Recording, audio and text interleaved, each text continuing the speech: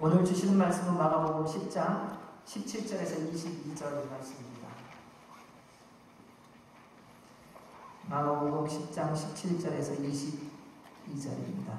우리 같이 한 목소리로 하나님의 말씀을 크게 봉독하도록 하겠습니다. 시작. 예수께서 길에 나가실새 한 사람이 달려와서 꿇어앉아 묻자오되 선한 선생님이여 내가 무엇을 하여야 영생을 얻으리까? 예수께서 이르시되 내가 어찌하여 나를 선하다 일컫느냐? 하나님 한 분 외에는 선한 이가 없느니라. 내가 계명을 안 하니 살인하지 말라, 간음하지 말라, 도둑질하지 말라, 거짓 증언하지 말라, 속여 빼앗지 말라, 내 부모를 공경하라 하였느니라. 그가 여짜오되 선생님이여 이것은 내가 어려서부터 다 지켰나이다. 예수께서 그를 보시고 사랑하사 이르시되 내게 아직도 한 가지 부족한 것이 있으니 가서 내게 있는 것을 다 팔아 가난한 자들에게 주라. 그리하면 하늘에서 보화가 내게 있으리라. 그리고 와서 나를 따르라 하시니 그 사람은 재물이 많은 고로 이 말씀으로 인하여 슬픈 기색을 띠고 근심하며 가니라. 아멘. 하나님의 말씀입니다. 사람은 하나님이 만드셨습니다. 하나님께서 사람을 어떻게 만드셨는가? 창세기 2장 7절에 이렇게 기록되어 있습니다. 여호와 하나님이 땅의 흙으로 사람을 지으시고 생기를 그 코에 불어 넣으시니 사람이 생명이 되니라. 모든 사람은 영적인 존재입니다. 여러분은 영적 존재라는 사실입니다. 살아있는 피조물 가운데 내일을 걱정하고 염려하는 존재는 사람밖에 없습니다. 여러분이 그렇게 사랑하고 좋아하는 펫, 고양이, 강아지 걱정하고 염려하는 거 어떤 분은 보셨다고 그러더라고요. 근데 그 걱정하는 거 보셨어요? 내일 내가 밥을 먹을 수 있을까 없을까 그거 갖고 걱정하면서 구석에 들어가서 오늘 준 밥을 먹지도 못하고 내가 오늘 이거 다 먹고 나면 내일은 못 먹는데 내 견생은 어떻게 하나 그런 고민을 하는 걸 본 사람은 아무도 없습니다. 이상하지요? 주님께서 모든 우주 만물을 만드셨는데 유일하게 내일을 생각하고 내일을 계획하고 내일을 생각하며 걱정하는 존재는 사람뿐이라는 겁니다. 그리고 얼마나 살까를 늘 생각하고 붙들고 있는 존재도 사람밖에 없어요. 어느 존재도 얼마만큼 살 것인가를 생각하지 않는다는 겁니다. 왜냐하면 하나님께서 처음부터 영적인 존재, 영원한 삶을 살도록 지어주셨기 때문입니다. 그렇게 영원히 살도록 지음을 받은 우리였는데 그런데 죄로 말미암아 그 영원한 생명을 놓쳤습니다. 우리 창세기 2장 17절 3장 19절 말씀을 같이 읽어보겠습니다. 시작. 선악을 알게 하는 나무의 열매는 먹지 말라. 내가 먹는 날에는 반드시 죽으리라 하시니라. 3장 19절입니다. 내가 흙으로 돌아갈 때까지 얼굴에 땀을 흘려야 먹을 것을 먹으리니 내가 그것에서 취함을 입었으니 너는 흙이니 흙으로 돌아갈 것이니라 하시니라. 처음 하나님은 우리 모두를 영원히 살도록 지어주셨습니다. 그런데 우리가 죄를 지었습니다. 그거에 대해서 하나님은 그대로 행하셨습니다. 선악을 알게 하는 나무의 열매를 먹지 말라. 내가 먹는 날에는 반드시 죽는다. 그리고 그 한 번의 명령을 단 한 번 어긴 것으로 말미암아 인간은 죽음을 맞이하게 됩니다. 그리고 주님께서 말씀하십니다. 내가 흙으로 지음을 받았으니 흙으로 돌아간다. 그런데 그 가운데요 우리가 살게 하는 방법이 하나 있습니다. 내 머리에 땀을 흘려야 한다. 땅을 일구어야 한다. 우리가 지음받은 것을 우리로 일구게 하시고 거기서 먹고 살게 하시고요. 그리고 다시 그곳으로 돌아가게 하셨어요. 사랑하는 여러분, 모든 사람은 영원한 생명을 향한 갈망은 있는데 그것을 어느 틈에가 놓쳐버리고 살고 있더라고요. 왜냐하면 사탄이요 세상의 지식을 가지고 영원한 생명이라는 것을 살금살금 갉아먹고요 이제는 영원한 생명을 생각하지 못하게 만들어 가고 있습니다. 우리는 죽는 것을 쉽게 받아들입니다. 왜요? 죽는 것을 늘 보고 있으니까요. 하지만 부활을 통해 누리게 되는 영원한 생명에 대해서는요, 세상의 지식, 세상의 경험, 지금까지 살아온 나의 삶의 모습 이런 걸 통해서 도무지 이해할 수도 없고 받아들일 수도 없다라는 세상 논리의 설득력을 가지고 우리에게 주입됐는데 우리가 그거를 생각보다 많이 믿더라는 거죠. 부활의 얘기는 교회 오면은 다 아멘 합니다.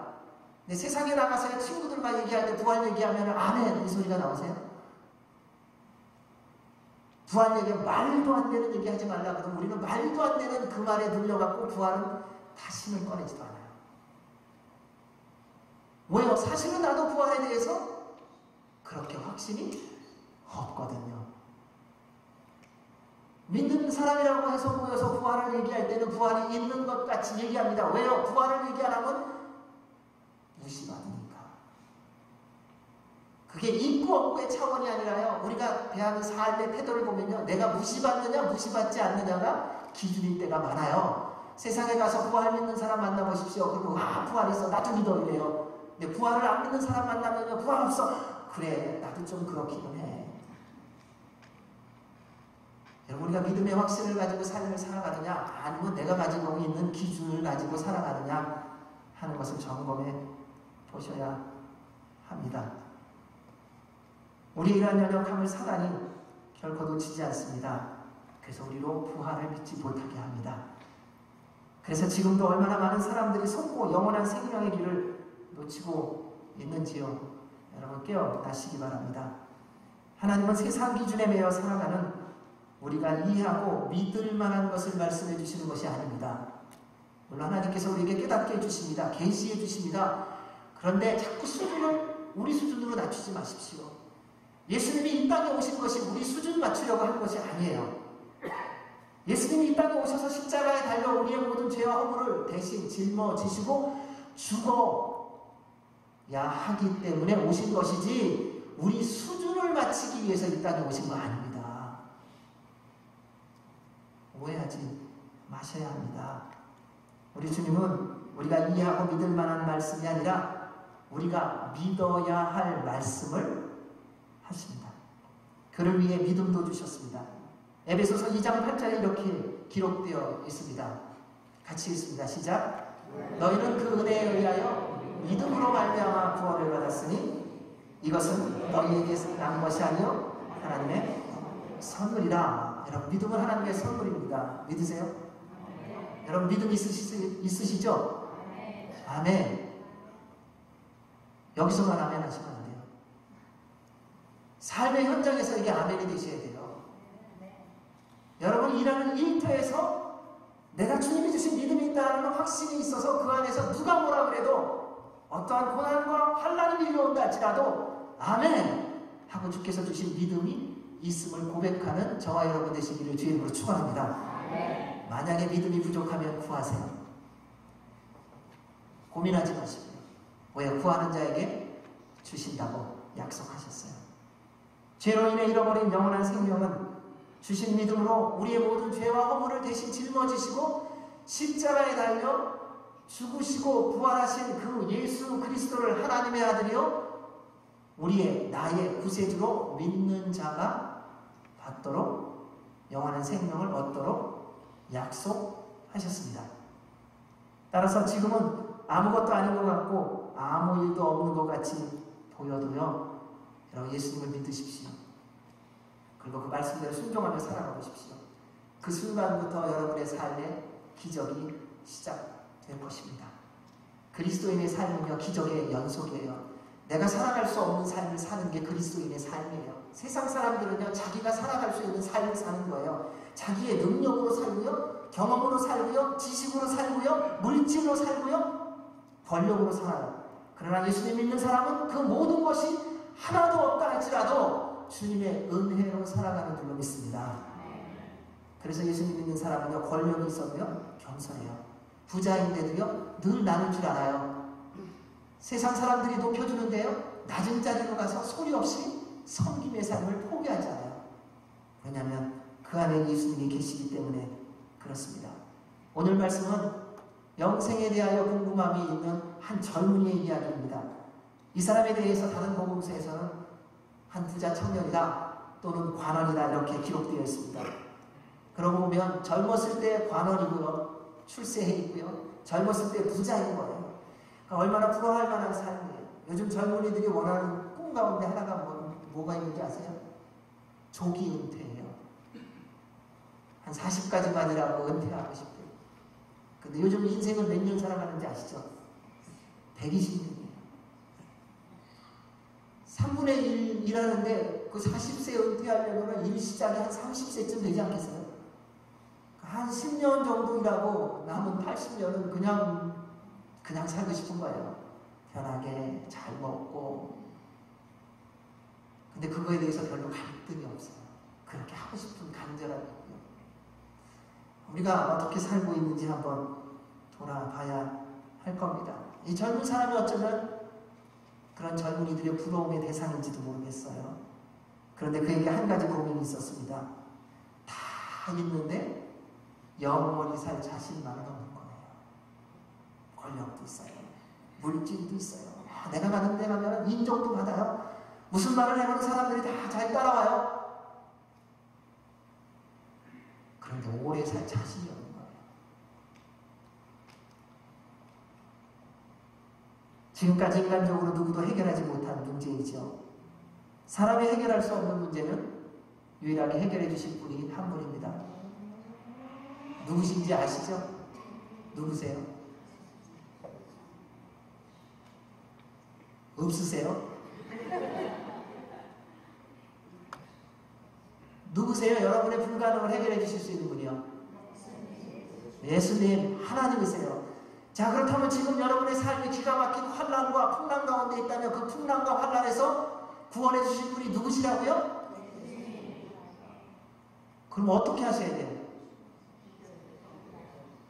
그분 앞에 나가셔야죠. 그분을 찾으셔야죠. 그분의 도움을 구하셔야죠. 고민할 일이 아니에요. 내가 지금 불가능한데 어떻게 살지? 그거 갖고 갈등할 일이 아니라는 거예요.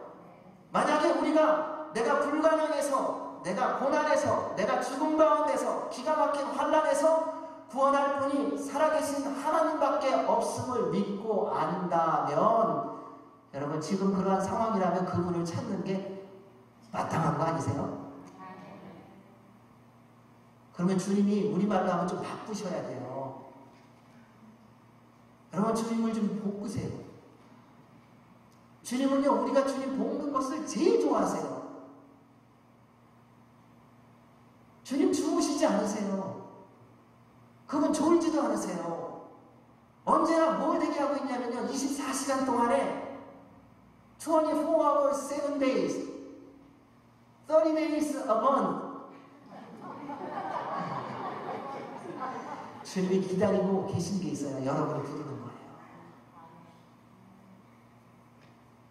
하나님 그러면 왜 한자만 나와도 달려오세요?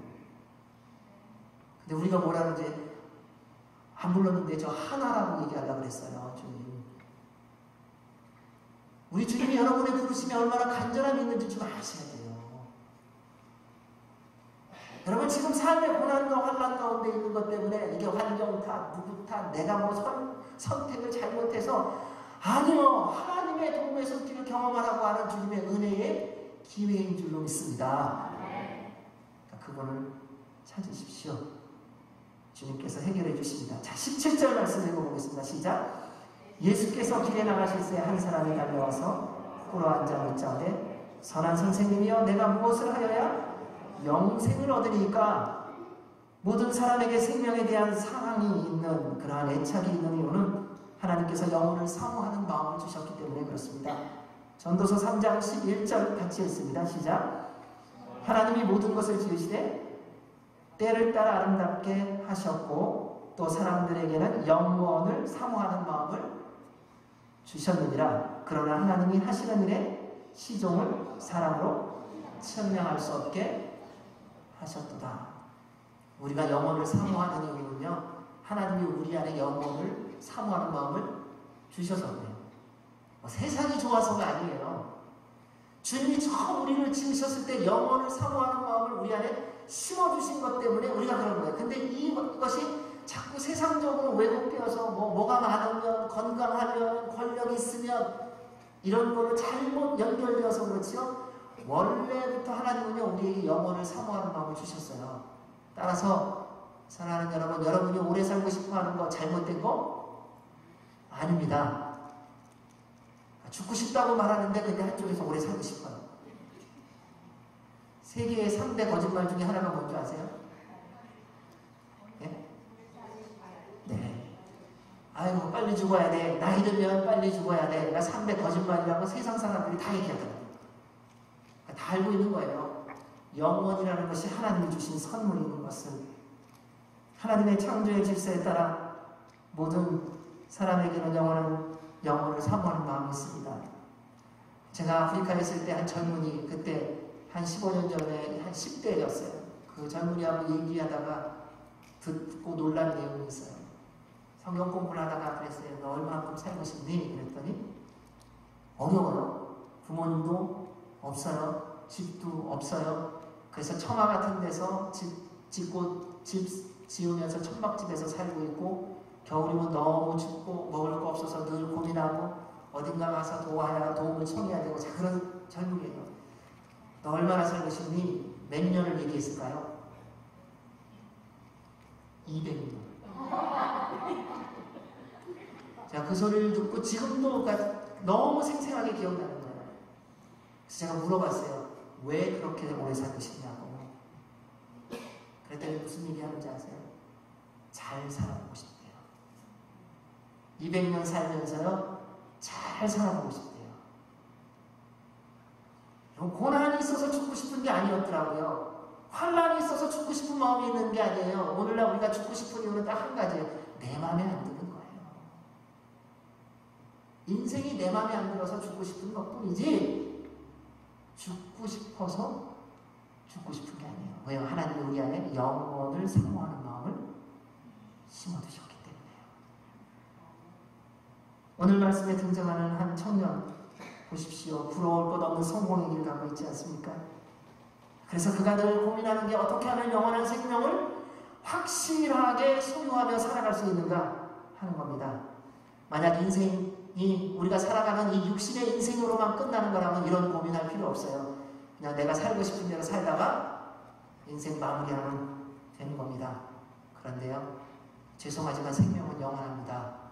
믿지 않는다고 해도 생명은 영원한 거예요. 그래서 인생 이후로는 생명은 천국에 가서 영원한 삶을 살든지 아니면 지옥에 가서 영원한 시간을 보내든지 그것이 결정되어집니다. 많은 사람이 이 얘기를 하면 말도 안 되는 얘기라고 말합니다. 그러나 말씀 속에 분명히 기록되어 있기에 우리는 그 말씀을 믿고 그 주님을 믿기에 인생으로 끝나는 것이 아니라 영원한 생명이 있음을 믿습니다. 한 청년이 길에서 예수님을 보자 달려가 무릎 꿇고 질문합니다. 선생님, 내가 무엇을 해야 영생을 얻으니까? 이 질문이 근본적으로 잘못되어 있습니다. 영생 곧 구원받음이 선행으로 받는다는 잘못된 생각으로부터 이 질문이 나왔습니다.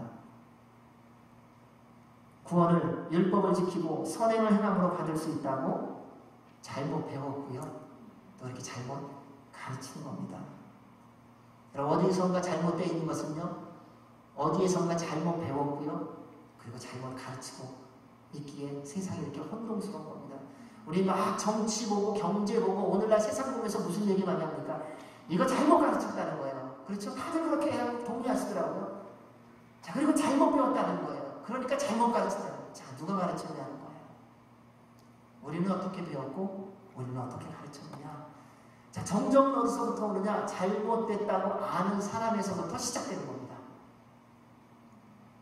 예수님은요, 세상에 대해서 너희들이 죄를 짓는다 라고 말하지 않고요, 예수님 믿는 우리를 통하여 세상 사람들로 하여금 죄 짓는 것을 멈추게 하는 본이 되라고 말씀하세요. 따라서 사랑하는 여러분, 여러분이 세상에 비친 것을 꼭 기억하시기 바랍니다. 세상의 어두운 것 탓하지 마세요. 우리가 빛으로 살면 세상의 어둠 속에서 방황하는 사람들이 어둠 속에서 보지 못한 것을 우리를 통하여 비춰짐을 통하여 보고 주께로 돌아올 줄로 믿습니다. 이것이 우리가 살아가야 되는 삶의 태도입니다. 갈라디아 성도들이 동일한 고민을 하며 율법의 함정에 빠졌습니다. 그래서 그때 바울이 그들에게 이렇게 말합니다. 갈라디아서 3장 10절에서 12절 말씀입니다. 같이 읽어보겠습니다. 시작. 모든 율법 행위에 속한 자들은 저주 아래 있나니 기록된 바 누구든지 율법 책에 기록된 대로 모든 일을 항상 행하지 아니하는 자는 저주 아래에 있는 자라 하였으리라. 또 하나님 앞에서 아무도 율법으로 말미암아 의롭게 되지 못할 것이 분명하니 이는 의인은 믿음으로 살리라 하였습니다.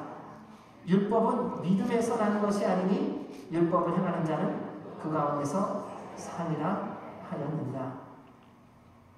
사람을 가장 쉽게 조종할 수 있는 게 뭐냐면요, 율법 그리고 형식이더라고요. 그러니까 뭐 옛날 말로 왁구가 딱 있으니까요, 그 안에서만 하면 되는 거예요. 그런데 그게 지켜질 것 같죠? 아니요. 처음에는 누구나 지킬 수 있을 것 같이 말합니다. 우리 법을 세우자고 말합니다. 그래서 그 법대로 살아가자고 말합니다. 자, 여러분 스스로가 개인적으로 세운 법 얼만큼 지키고 계세요? 다른 사람이 만들어 놓은 법 말고요. 어떤 모임에서, 어떤 단체에서, 나라에서 자, 우리가 나라를 위해서 법을 지읍시다 해서 그 법을 지어서 지켜나가는 거 말고, 여러분 스스로가 여러분의 인생을 위해서 올 초에 나는 올해 이렇게 살겠다 해서 한 개든 두 개든 다섯 개든 나름대로 정해놓은 그 규칙을 12월 달이 된 지금까지 얼마나 제대로 지키셨어요? 기도하겠다고 하셨죠? 말씀 읽겠다고 하셨죠? 다른 사람 돕겠다고 하셨죠? 어려운 일이 있을 때 먼저 이해하겠다고 하셨죠? 잘못했을 때 찾아가서 용서를 구하겠다고 하셨죠? 힘든 일이 있어도 받아들이겠다고 하셨죠? 이거 다 규칙으로 세워놓으셨잖아요. 자, 여러분이 세운 거예요. 다른 사람이 지어준 율법도 아니에요. 자, 그거 지키고 있냐는 거예요. 내가 정한, 나를 위하여 내가 스스로 선택한 법, 그것도 처음에는 지킬 것 같지만 조금만 지나보십시오. 그것도 지키기 어려워요.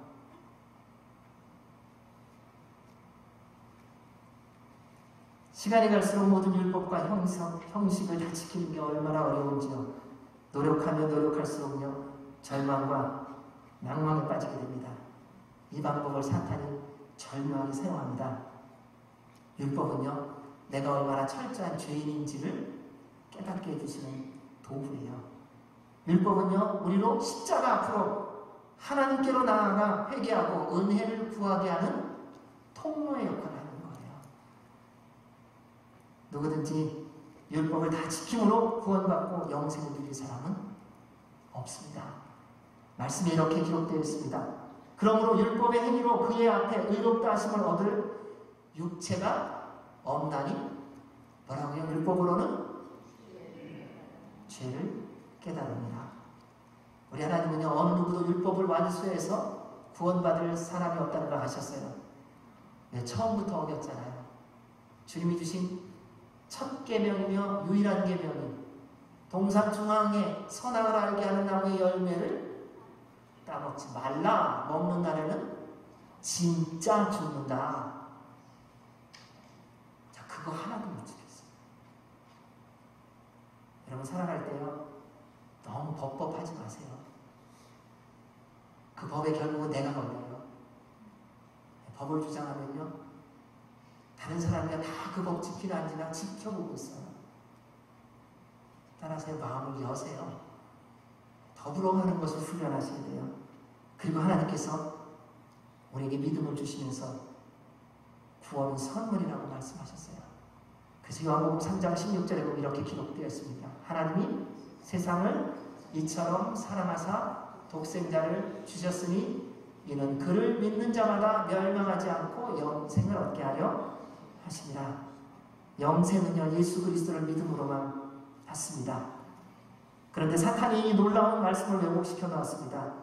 예수님을 믿음으로 구원받는 것을 믿지 못하고 행함으로 구원받는 것처럼 자꾸 바꿔놨다는 겁니다. 왜냐하면 행함으로 구원받을 자를 필요가 없다는 것을 사탄이 정확히 알고 있기 때문에 그렇습니다. 그래서 끊임없이 우리에게 도전할 겁니다. 행함이 없이 무슨 구원을 받겠냐고.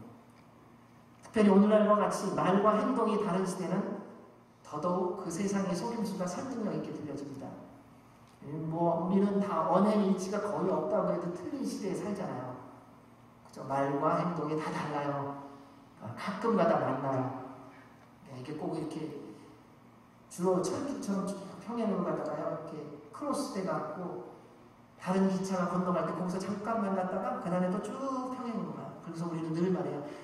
와, 저기에 행동이 있는데, 와, 저기에 믿음이 있는데 모르지는 또 않아요.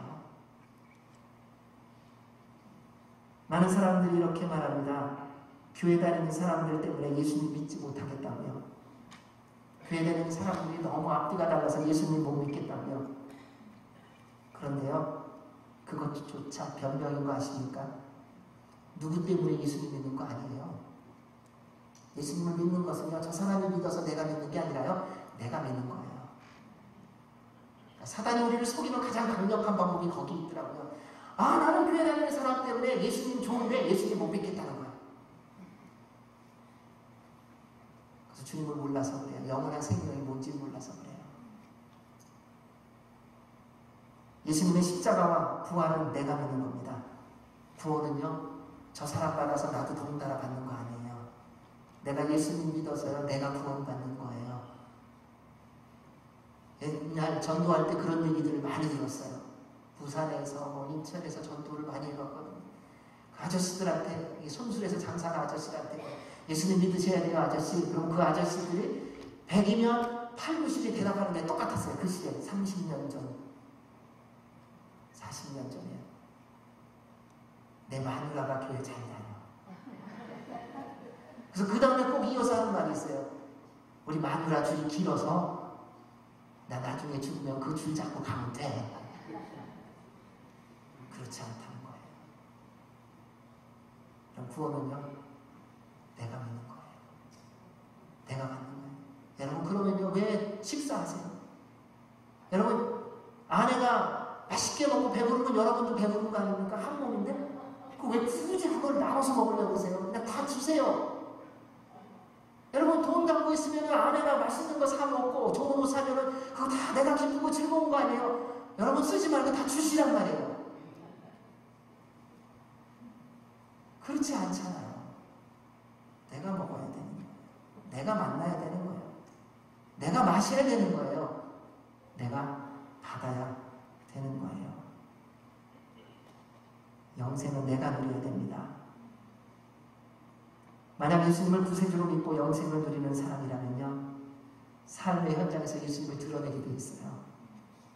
왜냐하면 그 안에 주인으로, 생명으로, 진리로 예수님이 살아계시기 때문에요, 예수님을 믿는 믿음의 열매가 삶의 태도로 나오는 거예요. 그래서 예수님을 믿으면 믿을수록요, 어떻게 되는 줄 아세요? 주님을 닮아가게 되어 있습니다. 그래서 어제보다 오늘 더 주님을 닮고요, 오늘보다 내일 더 주님을 닮아갑니다. 그래서 언어가 바뀌어요.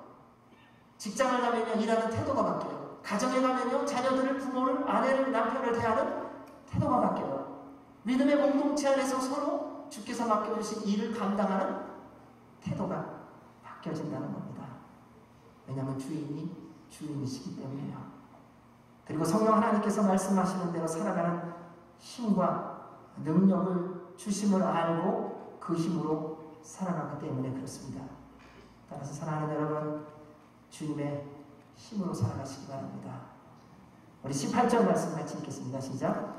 예수께서 이르시되 내가 어찌하여 나를 선하다 일컫느냐? 하나님 한 분에게는 선한 이가 없느니라. 19절. 내가 계명을 하노니 살인하지 말라, 간음하지 말라, 도둑질하지 말라, 거짓 증언하지 말라, 속여 빼앗지 말라, 내 부모를 공경하라 하였느니라. 예수님은 청년의 질문에 하나님 말이 선한 분이라고 말씀하시면서요, 5번째부터 10번째 계명을 말씀하십니다. 자, 이거 지키어라. 그랬더니 청년에게 이렇게 말합니다. 내가 계명을 안 하니. 알고 있는 거 얘기하세요. 모르는 거 얘기하시는 게 아니에요. 처음에 청년이 영생 어떻게 없습니까? 하나님 선한 선생님 그랬더니 하나님만 선하시다 이렇게 말씀하시면서 내가 계명을 안 하니, 우리 주님은요 우리에게 모르는 거 말씀하신 것이 아니라요 처음에 오실 때 내가 지금 다 알고 있지 않니? 라고 하는 거예요. 하나님 어떻게 살아야 돼요? 우리가 주님 앞에 묻습니다. 그러면 주님께서 뭐라고 대답하시냐? 지금까지 내가 나를 만나고 나의 말을 듣고 나의 말을 읽고 내가 내게 깨닫게 해주신 거 내가 알고 있지 않니? 여러분, 주님 앞에 나갈 때 우리가 어떤 태도냐는 거예요. 주님이 모르는 걸 가지고 말씀하시는 게 아니라요 알고 있는 거 가지고 말씀하신다는 거예요. 그동안 그 청년이 이거 다 지킨 거 알고 계세요. 그 계명들은 다 사람에 대한 태도들 아닙니까? 여러분, 그리스도인이 되면 가장 먼저 회복되는 삶의 태도가 뭔지 아세요? 상식 있는 삶이에요. 예수님 잘 믿는 사람은요 삶에 상식이 있어요. 그러니까 세상 사람들이 보든 믿는 사람이 보든 아 저거 맞다, 그래 합리적이다, 이 동의를 해준단 말이에요. 여러분, 성령님 충만한 것에 가장 처음에 보여지는 열매가 뭔지 아세요? 상식이에요. 내 식대로 내 고집대로 내 경험만 기준해서 주장하며 고집스럽게 살던 사람이 성령님 충만하면요 상식적으로 살아가요. 더불어갈 줄 알아요. 이해할 줄 알고요 이렇게 민근할 줄을 알아요. 나는 뭐 성격이 그 성격은 본인의 성격이고요. 근데 성령님 충만하면요 함께 믹싱이 돼요. 나는 저런 분위기가 안 좋아. 안 좋은 건요 그냥 개인적인 의견이고요. 주님의 영이 임하면요 안 좋은 그 분위기로 들어가서 같이 이때니까요. 우리 시부랑은 예수님이 여기 좋아서 오셨겠어요? 말을 제대로 듣는 사람이 누가 있어요? 주님이 기뻐하는 삶을 온전하게 사는 사람이 누가 있어요? 근데 예수님이 오시니까 누가 좋아요? 우리가 좋잖아요. 여러분, 여러분이 가기 싫은데 가면요 누가 좋은 줄 아세요? 여러분이 좋은 게 아니라요 거기 있는 사람이 좋은 거예요. 내가 싫어하는 거 그 사람 알거든요. 근데 가면요 그 사람이 너무 좋아요. 왜요? 저 사람 나 싫어하는 줄 알았는데 왔네? 이게 상식인 거예요. 이게 그리스도인 거예요. 이게 성령님 충만한 것의 증거예요. 따라서 사랑하는 여러분, 성령님 충만하시기를 주의 이름으로 축원합니다. 그래서 성령님 충만하는 게 법을 준수해요. 일반적으로 법은 서로를 위한 겁니다. 예수님께서 젊은 부자에게 말씀하신 5번째에서 10가지의 계명 보면요, 살인하지 말라, 간음하지 말라, 도둑질하지 말라, 거짓 증언하지 말라, 속여빼앗지 말라, 내 부모를 공경하라. 서로 함께 살아가는 데 필요한 거예요. 나만 좋은 거, 상대방만 좋은 게 아니에요. 같이 좋은 거예요. 따라서 하나님의 사람으로서 일상 속에서 법과 상식을 지키시기 바랍니다. 여러분, 교통신호 잘 지키세요. 저는 여기서 멕시코에 지금 살고 있거든요. 이 동네는 진짜 멕시코예요. 4웨이 스탑에 서 있으면요 쓰는 차를 발견하는 게 어려워요.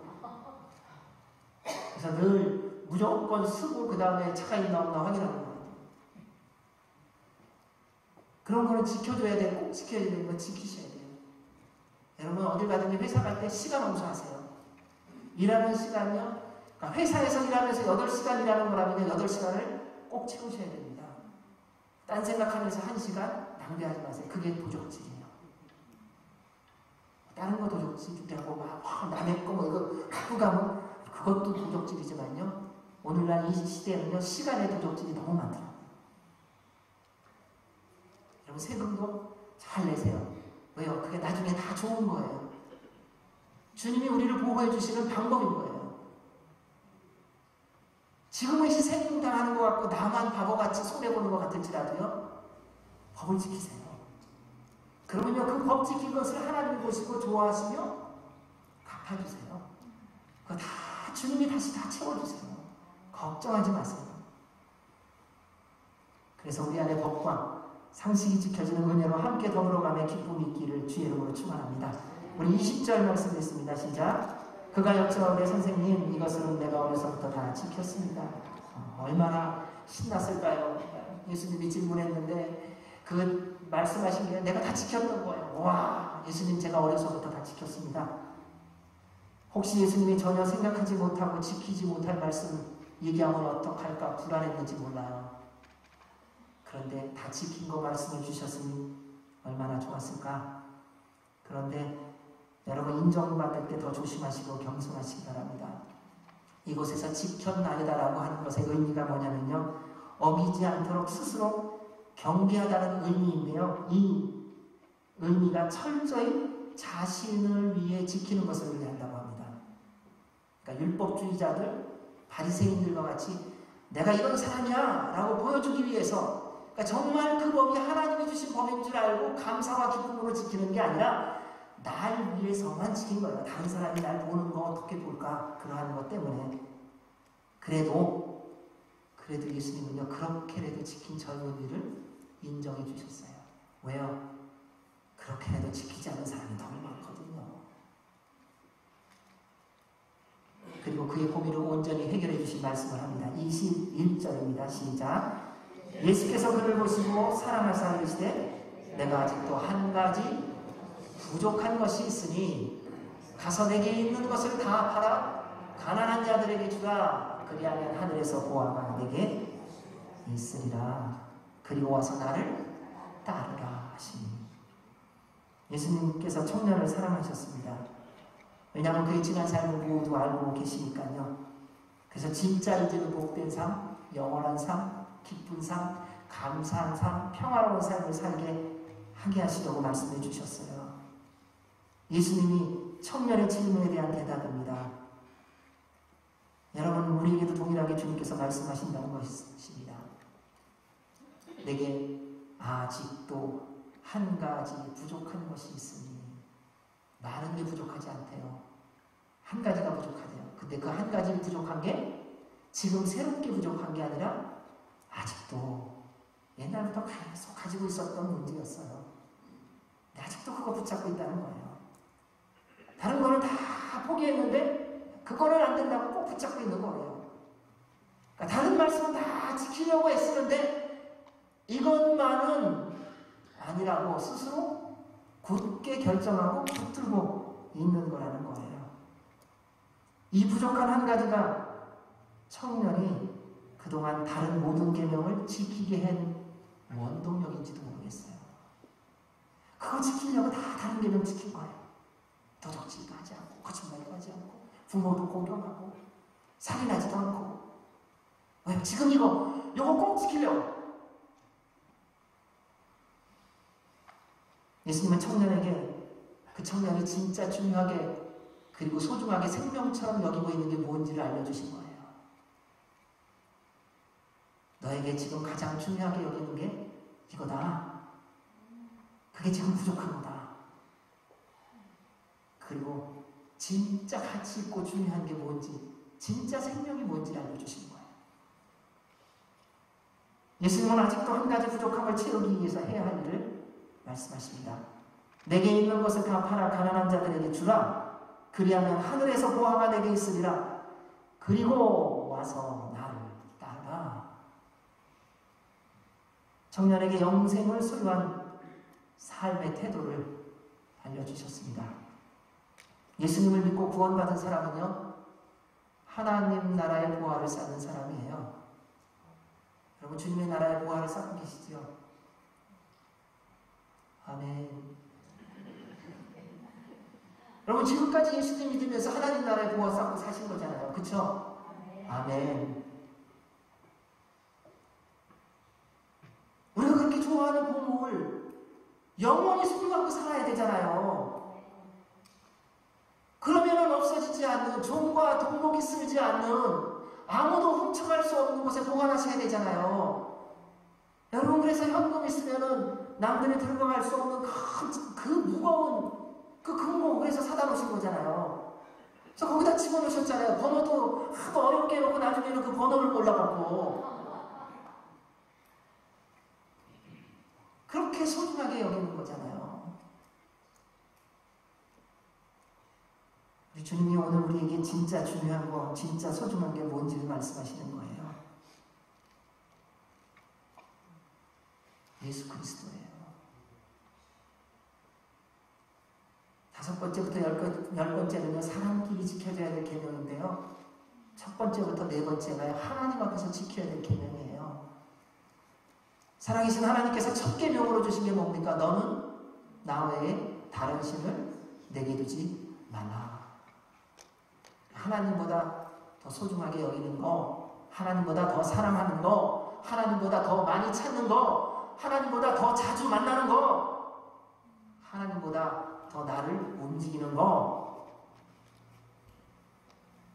두지 말래요. 그게 첫 계명이에요. 청년은 어려서부터 사람에 대한 말씀의 계명을 다 지켰습니다. 누구보다 보암직하고 본받을 만한 젊은이 아니었겠습니까? 세상적으로든 신앙적으로든 본이 될 만한 사람이에요. 예수님께서 그 청년에 대해서 말씀하시지 않습니까? 그 청년을 사랑하시고 사랑하셨대요. 그래서 말씀해 주신 거예요. 왜요? 그 청년이 그렇게 잘 살면서도 사망의 길로 가고 있으니까 살리셔야 되거든요.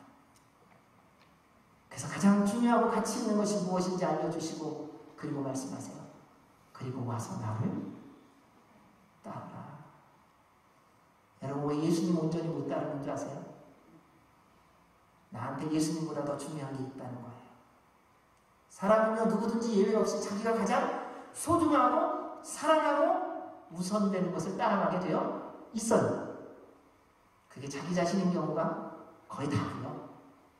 뭐 그 안에서 뭐 물질이 됐다, 자존심이 됐다, 뭐 권력이 됐다, 뭐 건강이 됐다, 뭐 이런 다양한 걸로 나가기는 하지만요, 궁극적으로 자기예요.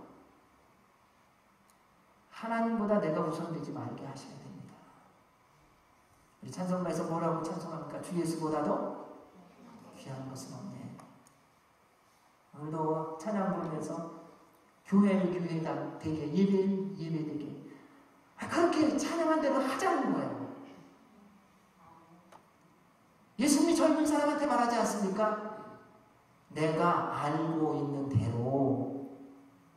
사랑하는 여러분, 하나님이 여러분의 전부라고 알고 계십니까? 그렇다면 그렇게 사시라는 거예요. 그렇다면 그렇게 믿으시라는 거예요.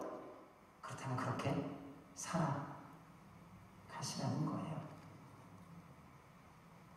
요한복음 17장 3절에 보면 이렇게 기록되어 있습니다. 영생은 곧 유일하신 참 하나님과 그가 보내신 자 예수 그리스도를 아는 것입니다. 자, 믿는 것입니다. 자, 이 말씀을 해주시니까 우리가 좋아하고 내 주님이라고 대답하면 얼마나 좋았을까? 22절 읽습니다. 시작. 그 사람은 재물이 많은 거로 이 말씀으로 인하여 슬픈 미생을 띠고 근심하며 가니라. 예수님의 영생의 말씀을 들었는데 본인이 그동안 그렇게 고민하고 갈등하는 영원한 생명을 누리는, 영원한 생명을 소유하는, 앞으로 영원히 살 수 있는 길에 대하여 주님께 분명하게 들었습니다. 불가능한 거 아닙니다. 그런데 그 영원한 생명에 고민하고 그 영원한 생명을 얻는 말씀을 들었는데 심각하게 고민하고 예수님을 떠났다라는 것입니다.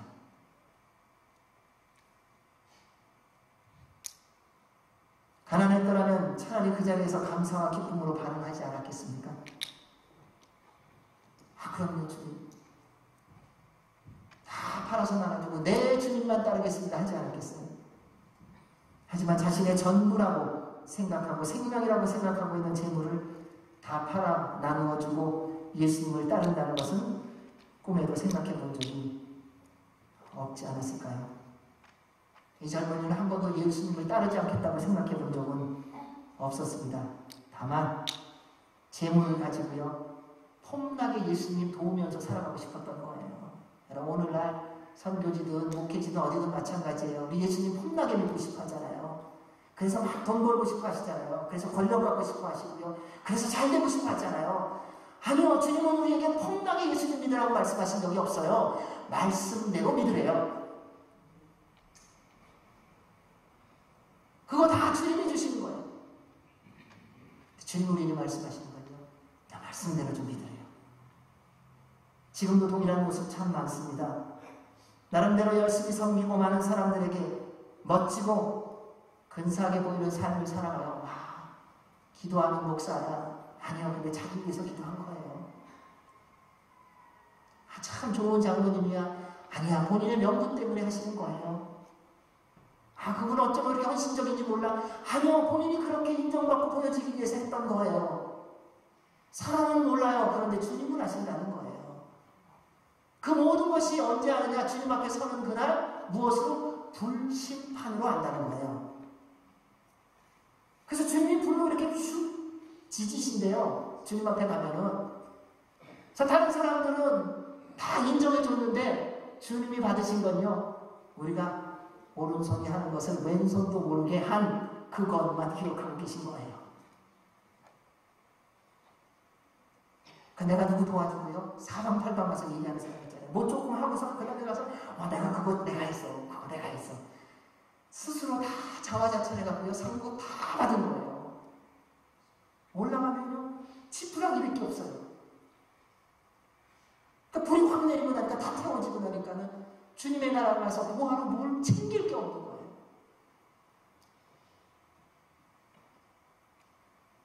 사랑하는 여러분, 영생은 오직 예수 그리스도를 하나님의 아들과 구세주 곧 우리의 모든 죄와 허물을 대신 짊어지시고 십자가에 달려 죽으시고 부활하신 분을 믿음으로만 받습니다.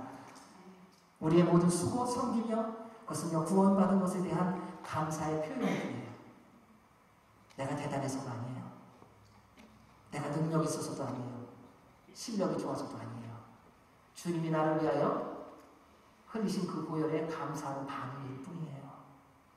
그때 그게 하늘의 보화로 쌓여집니다. 사랑하는 여러분, 이제부터 다시 시작하시기 바랍니다. 주님 나라의 보화를 쌓으십시오. 주께서 말씀하시는 대로 믿음으로 순종하며 사십시오. 그래서 남은 인생 동안에 예수 그리스도를 믿음으로 영생을 소유한 자답게 감사와 기쁨으로 주님의 영광과 기쁨이 되시는 삶을 살아가시기를 주의 이름으로 축원합니다. 아멘. 기도하겠습니다. 하나님 아버지, 주님이 이 땅에 오심을 저희들이 믿는 믿음 안에서 예수 그리스도를 하나님의 아들과 구주로 믿고 구원받은 자로서 영원한 생명을 누리는 자로서 천국을 소망하는 자로서 매일매일 말씀을 이루어가게 하여 주옵소서. 그를 통하여 주 앞에 서는 그날 주님께로부터 잘하였도다 착하고 충성된 종이라 칭찬 듣는 우리 모두가 되도록 축복하여 주시옵소서. 예수님 이름으로 기도하옵나이다. 아멘.